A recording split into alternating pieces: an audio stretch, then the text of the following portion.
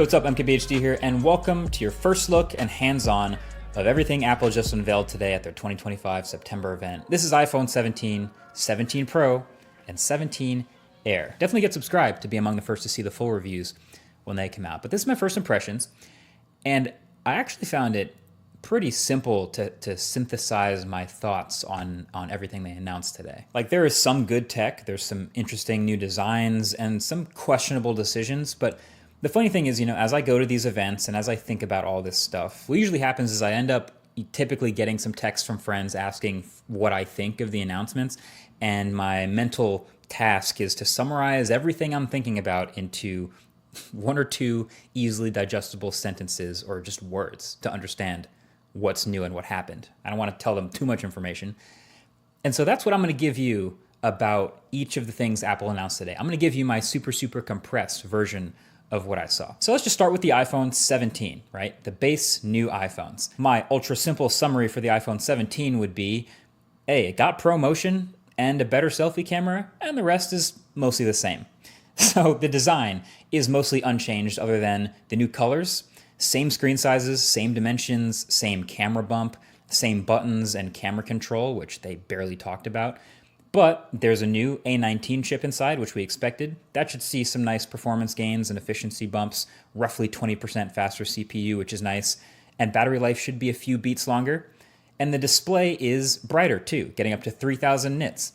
But this is the first time we are seeing a Pro-branded feature on a non-Pro iPhone, because every new iPhone across the range now has ProMotion. And it's the same ProMotion too. It's the adaptive 1 to 120 hertz. Doesn't seem to be handicapped at all. It's funny, we always used to have that, regular people don't care about 120 hertz argument, but now here it is on the new base iPhones. So, hey, sounds great to me. This makes the base iPhones much more usable, and so does the new base storage of 256 gigs. So those are welcome upgrades. But the other new thing was the selfie camera.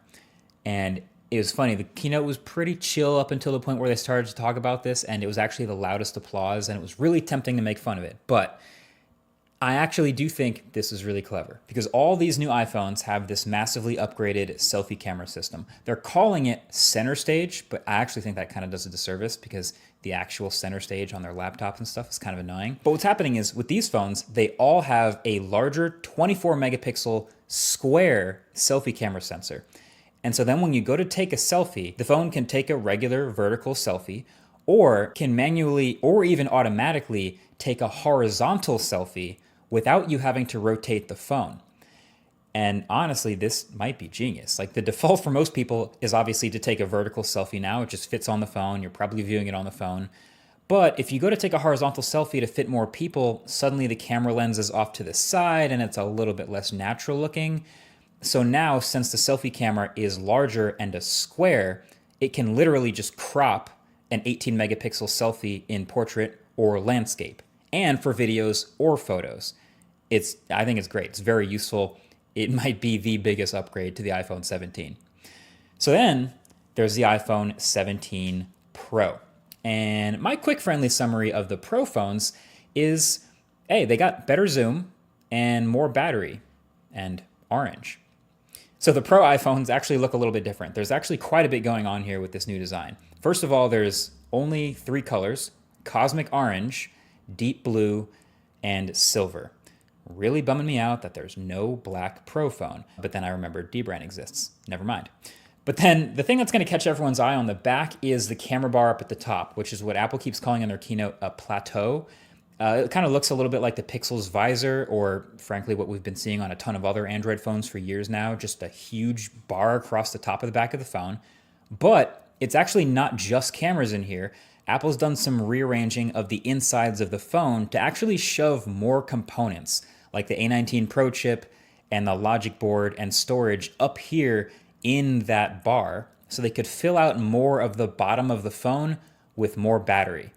And that approach is going to make even more sense in a little bit, but my first reaction to that is, oh yeah, great. That sounds like these Pro phones might actually come with a real substantial battery upgrade from last year, which is again very welcome. Now you might also notice some other little things like the millimeter wave antenna at the top of the phone and the ring around that plateau actually also being an antenna. But then the other new design element is that they actually switched back